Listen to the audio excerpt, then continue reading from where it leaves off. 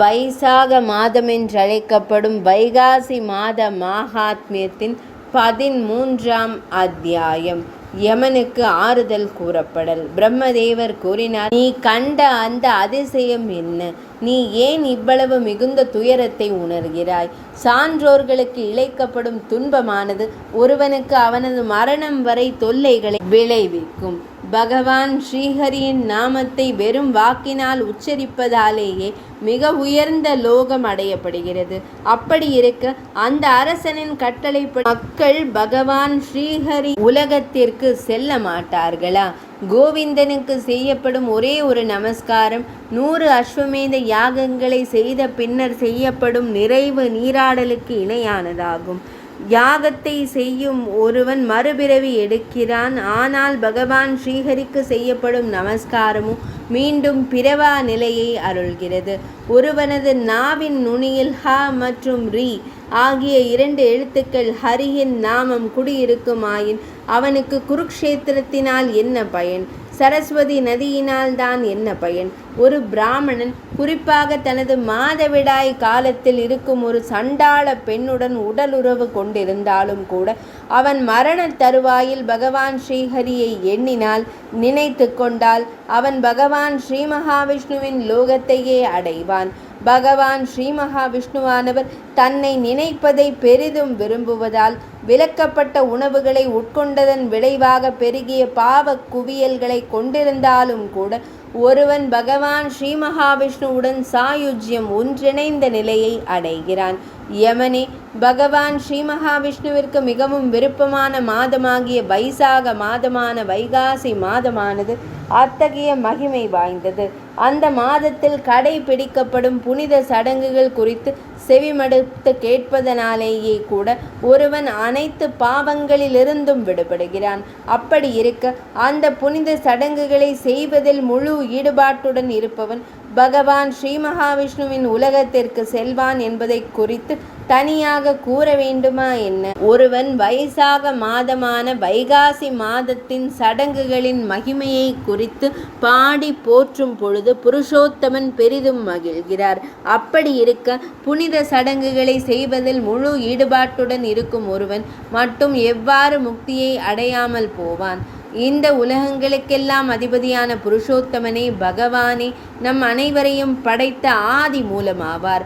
அந்த மன்னன் பரம்பொருளாகிய இறைவனார் பெரிதும் விரும்பும் வைகாசி மாதத்தில் இப்புனித சடங்குகளை ஸ்ரத்தையுடன் நிறைவேற்றுகிறான்.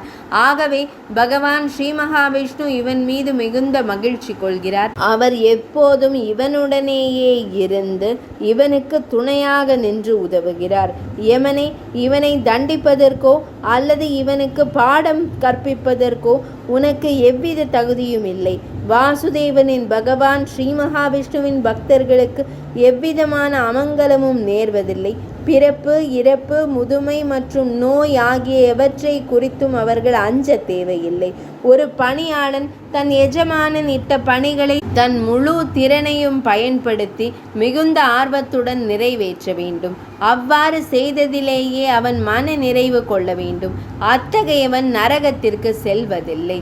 தனக்கு ஒப்படைக்கப்பட்ட ஒரு பணி தன் திறனுக்கு அப்பாற்பட்டதாக இருக்கும்போது அப்பணியாளன் அதனை தன் எஜமானனிடம் தெரியப்படுத்த வேண்டும்.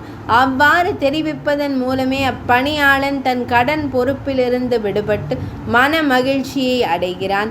எஜமானனிடம் ஒரு முறை தன் இயலாமையை அறிவித்து விட்டாலே அப்பணியாளன் கடன் பொறுப்பிலிருந்தும் பாவத்திலிருந்தும் விடுபட்டு விடுகிறான்.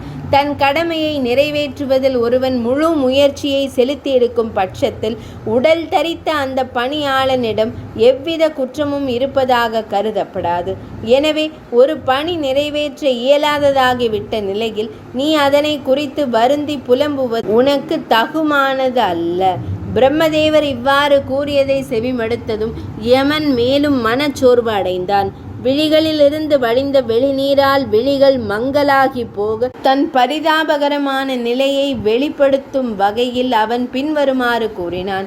அன்பிற்குரியவரே, நான் இன்று அடைந்துள்ள பெருமைகளும் பதவிகளும் அனைத்தும் தமது திருவடிகளை நான் வழிபட்டதன் மூலமே எனக்கு கிடைத்தவையாகும். தாமரை மலரில் உதித்த இறைவனே, அதீத வல்லமை படைத்த இந்த மன்னன் இந்த பூமியை ஆண்டு வரும் வரையில் நான் மீண்டும் என் கடமையை செய்ய கூற மாட்டேன். இறைவா, அந்த மன்னன் தன் புனித சடங்குகளை செய்வதிலிருந்து விலக்கப்படும்படி நான் செய்வேன். அதன் பிறகே கயா திருத்தலத்தில் தன் முன்னோர்களுக்கு பிண்டம் நீர்க்கடன் அளித்து திருப்தியடைந்த ஒரு மகனைப் போல நானும் மன நிறைவு அடைவேன். கருணை கடலே, நான் இதனை சாதிப்பதற்கும் என் கடமையை எவ்வித தவறுமின்றி நிறைவேற்றுவதற்கும் எனக்கு அருள் புரிய வேண்டும். அதன் பின்னர் நான் மீண்டும் நோய்களிலிருந்து விடுபட்டு உமது கட்டளைகளை சிரமேற்கொண்டு நிறைவேற்றுவேன். யமன் விடுத்த இந்த கோரிக்கையை கேட்டதும் பிரம்மதேவர் மீண்டும் கவலை கொண்டார். யமனை பல்வேறு வழிகளில் தேற்றியவாறே பிரம்மதேவர் அவனிடம் மீண்டும் பின்வருமாறு கூறலானார். பிரம்மதேவர் கூறினார், பகவான் ஸ்ரீ மகாவிஷ்ணுவின் புனித சடங்குகளில் ஆழ்ந்த ஈடுபாடு கொண்ட அந்த மன்னனை உங்களால் கட்டுப்படுத்த இயலாது. ஒருவேளை சினத்தின் காரணமாக நீங்கள் அவனை தந்திரத்தால் வெல்ல விரும்பினால் சற்று பொறுங்கள். நாம் முதலில் பகவான் ஸ்ரீஹரியை அணுகி நிகழ்ந்த அனைத்தையும் அவரிடம் எடுத்துரைப்போம். அதன் பின்னர் அவர் எதனை கட்டளையிடுகிறாரோ அதையே நாம் நிறைவேற்றுவோம். இவ்வுலகை படைத்தவர் அவரே, தர்மத்தை காப்பவரும் அவரே, நமக்கு வழிகாட்டியாகவும் தண்டிப்பவராகவும் படைப்பவராகவும் அனைத்தையும் ஆள்பவராகவும் திகழ்பவர் அவரே ஆவார். தர்ம தேவனே, அவர் ஒரு முடிவை அறிவித்த பின்னர் அதற்கு மேல் கூறுவதற்கு ஏதுமில்லை. அங்கே எவ்விதமான வாதங்களுக்கும் இடமில்லை. நாம் அதற்கு மேல் விவாதிப்பது முறையன்று. இவ்வுலகிலும் கூட ஒரு மன்னன் ஒரு விஷயத்தில் உறுதியான கட்டளையை பிறப்பித்த பின்னர் அதற்கு எதிராக எவரும் வாதம் செய்வதை நாம் எங்கும் காண்பதில்லையே. யமதேவனை இவ்வாறு தேற்றிய பிரம்மதேவர் அவருடன் இணைந்து திருப்பார்கடலை நோக்கி சென்றார். அங்கு எவ்விதமான குணங்களுக்கும் இயல்புகளுக்கும் அப்பாற்பட்டவரும் பரம்பொருளாகவும் முழுமுதற் கடவுளாகவும் திகழும் புருஷோத்தமரை அவர் போற்றி துதித்தார். அறிவின் வடிவமாயிருப்பவர், சாங்கியம் மற்றும் யோகத்தின் வாயிலாக மட்டுமே அடையப்படக்கூடியவர், ஒப்பற்றவர், தனக்கு நிகரேதுமற்றவர். பின்னர் பிரம்மதேவரால் போற்று துதிக்கப்பட்டதும் பகவான் ஸ்ரீ மகாவிஷ்ணு அவர்களுக்கு முன் காட்சியளித்தார். யமனும் பிரம்மதேவரும் விரைந்து சென்று அவருக்கு பணிவுடன் வணக்கம் செலுத்தினர். மேகத்தின் இடி முழக்கத்தை போன்ற கம்பீரமான சொற்களிலும் குரலிலும் பகவான் ஸ்ரீ மகாவிஷ்ணு அவர்களை நோக்கி கூறலானார், நீங்கள் இருவரும் எதற்காக இங்கு வந்துள்ளீர்கள்? அசுரர்களால் ஏதேனும் துன்பம் நேர்ந்துள்ளதா? யமனின் முகம் ஏன் வெளிரி பொலி விளந்து காணப்படுகிறது? அவன் ஏன் தன் தலையை குனிந்து நிற்கிறான்? பிரம்மதேவரே, இதை எனக்கு விளக்குவீராக. இவ்வாறு வினவப்பட்டதும் தாமரையில் உதித்த அந்த பெருமான் பின்வருமாறு கூறலானார். தமது அடியார்களுள் மிகச் சிறந்தவரான அந்த அரசன் தன் அரசை நிர்வகிக்கும் பணியில் ஈடுபட்டிருக்கும் போது வைசாக மாதத்திற்குரிய புனித விரதங்களை அனுசரிப்பதில் ஆழ்ந்த ஈடுபாடு கொண்ட மனிதர்கள் அழிவற்றதும் மகத்தானதுமான மேலுலகத்தை அடைந்து விடுகின்றனர். இதன் விளைவாக யமனின் நகரம் யமலோகம் ஆள்கள் இன்றி வெறிச்சோடி போயுள்ளது. எனவே யமன் மிகுந்த துயரத்தில் ஆழ்ந்துள்ளார். அவர் அந்த அரசனுடன் போரிட்டார். அவனை வதம் செய்யும் நோக்குடன் தன் தண்டாயுதத்தை ஓங்கினார். ஆனால் தமது சக்கர படையால் அவர் தோற்கடிக்கப்பட்டார். அதனாலேயே அவர் என்னிடம் அடைக்கலம் தேடி வந்தார். தமது நன்னெஞ்சம் கொண்ட அடியார்களுக்கு தண்டனை வழங்கும் தகுதி எங்களுக்கு இல்லை. எனவே பெருமானே, நாங்கள் தம்மிடமே அடைக்கலம் புகுந்துள்ளோம். அந்த அரசனை தண்டித்து உமக்கு மிகவும் விருப்பமானவனான யமனை பாதுகாத்தருள்வீராக. இவ்வாறு எடுத்துரைக்கப்பட்டதும் அந்த பெருமான் புன்னகை பூத்த திருமுகத்துடன் பிரம்மதேவரையும் யமனையும் நோக்கி கூறலானார், நான் ஸ்ரீ லக்ஷ்மியை, என் உயிரையும் உடலையும், ஸ்ரீவத்சத்தை, கௌஸ்துபத்தை, வைஜெயந்தி எனும் என் வனமாலையை, ஸ்வேத துவீபத்தை, வைகுந்தத்தை, திருப்பார்கடலை, ஆதிசேஷனை, ஏன் கருடனை கூட துறப்பேன். ஆனால் என் பக்தனை துறப்பதில் எனக்கு சிறிதும் விருப்பமில்லை.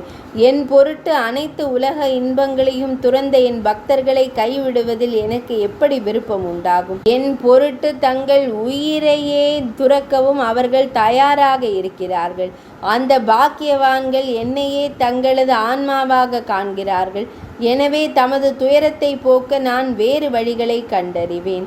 அந்த அரசனுக்கு பூமியில் 10,000 ஆண்டுகள் ஆயுட்காலத்தை நான் அருளியுள்ளேன். அதில் 8,000 ஆண்டுகள் ஏற்கனவே கழிந்துவிட்டன. மனிதர்களை அழிப்பவனே, அவனது எஞ்சிய ஆயுள் காலமும் நிறைவடைந்ததும் அவன் என்னுடன் சாயுஜ்யம் எனும் முக்தியை அடைவான். அதன் பின்னர் வேணன் எனும் கொடியவன் அரசனாக பொறுப்பேற்பான். ஸ்ருதிகளில் வேதங்களில் வகுத்துரைக்கப்பட்ட அனைத்து புண்ணிய சடங்குகளையும் அவன் அழித்து விடுவான். அக்காலத்தில் வைசாக மாதமான வைகாசி மாதத்திற்குரிய புண்ணிய சடங்குகளும் வழக்கொழிந்து போகும். அவன் ஒருவன் செய்த பாவங்களின் விளைவாகவே அந்த வேணன் அழிந்து போவான். அதன் பின்னர் நான் பிருத்து எனும் வடிவில் அவதரித்து அந்த புண்ணிய சடங்குகளை மீண்டும் பரவச் செய்வேன். அப்போது மக்களிடையே வைசாக மாதமான வைகாசி மாத சடங்குகளை நான் பிரபலப்படுத்துவேன். 1000 ஒருவன் மட்டுமே என் உண்மையான பக்தனாக இருப்பான். அவன் தன் உயிரையே எனக்கு அர்ப்பணித்து மேலும் மேலும் செல்வத்தை சேர்த்து வைக்கும் ஆசையை துறந்தவனாக திகழ்வான். இப்புண்ணிய சடங்குகள் அத்தகைய மனிதர்களிடையே வழக்கில் இருக்கும். பலருள் ஒருவன் மட்டுமே பூமியில் என் இச்சடங்குகளை குறித்து தனக்கு அறிந்தவனாக திகழ்வான். அதன் பின்னர் தமது பணி நிறைவேறும். மனிதர்களை அழிப்பவரே வருந்த வேண்டாம். வைசாக மாத சடங்குகளை கடைபிடிக்கும் அனைத்து நற்குண செம்மல்களும் இம்மாதத்தில் உனக்குரிய பங்கை சமர்ப்பிக்குமாறு நான் செய்வேன். சிறிது காலம் சென்ற பின்னர் அந்த அரசனும் உனக்குரிய பங்கை சமர்ப்பிக்குமாறு நான் செய்வேன். எனவே உனது துயரத்தை தணித்துக் கொள்வாய். நீ வலிமையில் சிறந்த எதிரியாக இருப்பதால் ஒருவன் உனக்குரிய பங்கை ஒரு பரிசு போல வீரத்துடன் கூடிய மனப்பான்மையுடன் உவந்து அளிக்கிறான். இவ்வாறு தனக்குரிய பங்கை தொடர்ந்து அளித்து வருபவன் எவனும் துயரத்தை அடைவதில்லை. மனிதர்கள் இவருக்கு அர்க்கியம் நீர் காணிக்கை சமர்ப்பிக்க வேண்டும். அவர்கள் புனித நீராடும் வேளையில் தினமும் உன்னை நினைவில் கொள்ள வேண்டும். வைகாசி மாதத்தின் இறுதி நாளில் அவர்கள் உன்னை முன்னிறுத்தி நீர் மற்றும் தயிர் கலந்த சமைத்த அன்னம் நிரம்பிய ஒரு கலசத்தை தமக்கு அர்ப்பணிக்க வேண்டும். அவர்கள் அவ்வாறு செய்யாவிடில் வைகாசி மாதமான வைசாக மாதத்தில் அவர்கள் மேற்கொண்ட அனைத்து புனித விரதங்களும் பயனற்றவையாகிவிடும். ஆகையால் என்னிடத்தில் மிகுந்த பக்தி கொண்ட அந்த மன்னன் மீது தாம் கொண்ட சினத்தை கைவிடுவீராக. அவன் உனக்கு சேர வேண்டிய பங்கை உனக்கு அளிப்பான். உனக்குரிய பங்கை அளித்துவிட்டு வைசாக மாதத்தின் மகத்தான புனித விரதங்களை மேற்கொள்ளும் மக்களுக்கு உன்னால் எவ்வித தடையும் ஏற்படலாகாது. அவர்கள் வெளிப்படையாக என்னை மட்டுமே வழிபட்டு தர்மங்களின் காவலனான உன்னை பாக்கியவானே புறக்கணிப்பார்களாயின் எனது கட்டளையின் பேரில் நீ அவர்களை தண்டிப்பாய். அந்த மன்னன் உனக்குரிய பங்கை அளிப்பதை உறுதி செய்ய நான் சுனந்தன் என்பவனை அனுப்புவேன். எனது ஆணைப்படி அவன் அங்கு சென்று மன்னன் உனக்குரிய பங்கை அளிக்குமாறு செய்வான். யமன் இவ்வாறு அங்கேயே காத்திருந்த வேளையில் கருடாழ்வாரை வாகனமாக கொண்ட அந்த பரம்பொருள் மன்னனுக்கு அறிவுறுத்தி யமனுக்குரிய பங்கை செலுத்த செய்வதற்காக சுனந்தனை அனுப்பி வைத்தார். சுனந்தன் அங்கு சென்று மன்னனுக்கு தக்க அறிவுரை கூறிவிட்டு மீண்டும் அந்த பரம்பொருளின் சந்நிதிக்கு திரும்பி வந்தார். இவ்வாறு யமனை தேற்றி அருளிய பகவான் ஸ்ரீ மகாவிஷ்ணு அங்கேயே மறைந்தருளினார். பிரம்மதேவனும் யமனை தேற்றி அவனை விரைவாக தன் இருப்பிடம் செல்ல அனுமதித்தார். இதனால் மிகுந்த வியப்புற்ற யமன் தன் பரிவாரங்களுடன் தன் இருப்பிடத்திற்கு சென்றார். மனதிற்குள் ஓரளவு மகிழ்ச்சி அடைந்தவராய் யமன் தன் நகரத்திற்கு திரும்பினார். அதன் பின்னர் பகவான் ஸ்ரீ மகாவிஷ்ணுவின் கட்டளையாலும் சுனந்தன் அளித்த அறிவுரையின் தூண்டுதலால் வைசாக மாதம் என்று அழைக்கப்படும் வைகாசி மாத புனித விரதங்களை மேற்கொள்ளும் மக்கள் அனைவரும் யமனுக்குரிய பங்கை தவறாமல் அளித்து வருகின்றனர். மக்கள் தர்மராஜனை மதித்து அவருக்குரிய பங்கை அளிக்க தவறினால் வைகாசி மாத விரதங்களை மேற்கொண்டதன் மூலம் அவர்களுக்கு கிடைத்த புண்ணிய பலன்களை அவரே யமனே எடுத்து சென்று விடுவார். வைகாசி மாதம் முழுவதும் தினமும் விரதம் இருப்பவர் புனித நீராடி யமனுக்கு அர்க்கியம் நீர் வழிபாடு சமர்ப்பிக்க வேண்டும். இவ்வாறு செய்வதால் மட்டுமே புண்ணியம் கிட்டும். இல்லையெனில் அவர்கள் செய்த அனைத்தும் வீணாகிவிடும்.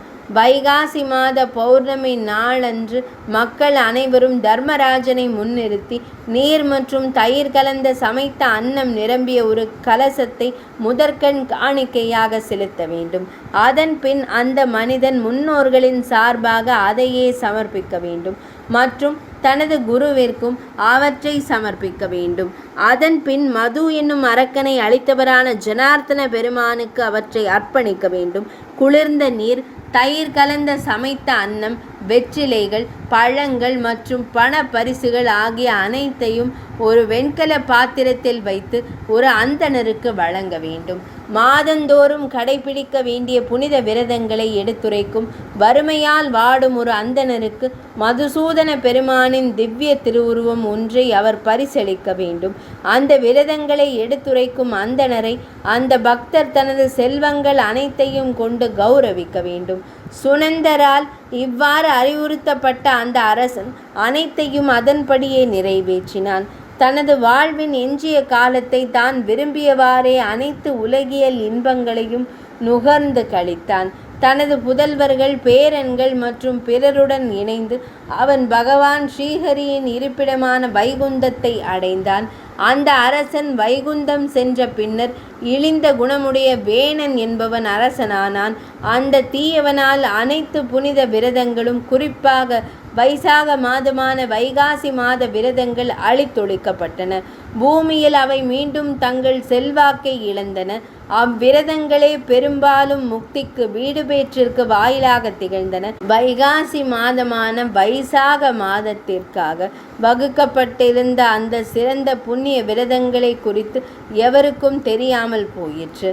பல பிறவிகளில் ஈட்டிய நற்பயன்கள் முதிர்ந்து பலன் அளிக்கும் பொழுது மட்டுமே ஒருவனது மனம் வைசாக மாதமான வைகாசி மாத விரதங்களின் மீது ஆழ்ந்த ஈடுபாட்டை கொள்ளும். மைத்திலன் கூறினார், உண்மையில் அந்த தீய அரசன் வேணன் முந்தைய மன்வந்திரத்தில் வாழ்ந்தவனாவான். இக்ஷ்வாகு குலத்தை சேர்ந்த அந்த அரசனோ தற்போதைய வைவஸ்வத மன்வந்திரத்தில் வாழ்ந்து வருகிறான். இதனை நான் முன்னரே செவிமடுத்திருக்கிறேன். இப்பொழுது தாங்களும் இதனை விவரித்து வருகிறீர்கள். அவன் கீர்த்திமான் வைகுந்தம் சென்று விட்டான். அவனுக்கு பின்னர் வேணன் அரசனாவான் என்று கூறப்படுகிறது. இது எவ்வாறு சாத்தியம்? சிறந்த அறிவாற்றல் கொண்ட ஸ்ருத தேவரே, எனது இந்த ஐயத்தை தெளிவுபடுத்துவீராக. ஸ்ருத தேவர் விடையளித்தார். யுகங்கள் மற்றும் கல்பங்களின் கால வரிசை அமைப்பில் காணப்படும் வேறுபாடுகளின் காரணமாகவே புராணங்களில் முரண்பாடுகள் தோன்றுவது போல் தெரிகின்றன. ஒரு கதையில் மேலோட்டமாக காணும் பொழுது முரண்பாடுகள் இருப்பதாக தோன்றினாலும் அதன் நம்பகத்தன்மை குறித்து நீங்கள் எவ்வித ஐயமும் கொள்ள தேவையில்லை. தினசரி கல்பம் நிறைவுற்ற பின்னரும் இக்கதை நிலையானதாகவும் மாண்பு மிக்கதாகவும் திகழ்கிறது. இது மார்க்கண்டேய முனிவரால் எனக்கு எடுத்துரைக்கப்பட்டது. அதனை இப்பொழுது நான் தமக்கு விவரித்துள்ளேன். மன்னரே, ஆகவே வைசாக மாதத்திற்குரிய சடங்குகள் யாவராலும் அறியப்படும் வகையில் பரவலாக பிரபலமாகிவிடக்கூடாது. பலருள் ஒருவன் மட்டுமே இதனை அறிந்திருப்பான். அவன் உலக இன்பங்களில் பற்றற்றவனாகவும் பகவான் ஸ்ரீ மகாவிஷ்ணுவின் மீது ஆழ்ந்த பக்தி கொண்டவனாகவும் விளங்குவான். வைசாக மாதமான வைகாசி மாதத்தின் 13ஆம் அத்தியாயம் இனிதே நிறைவடைந்தது.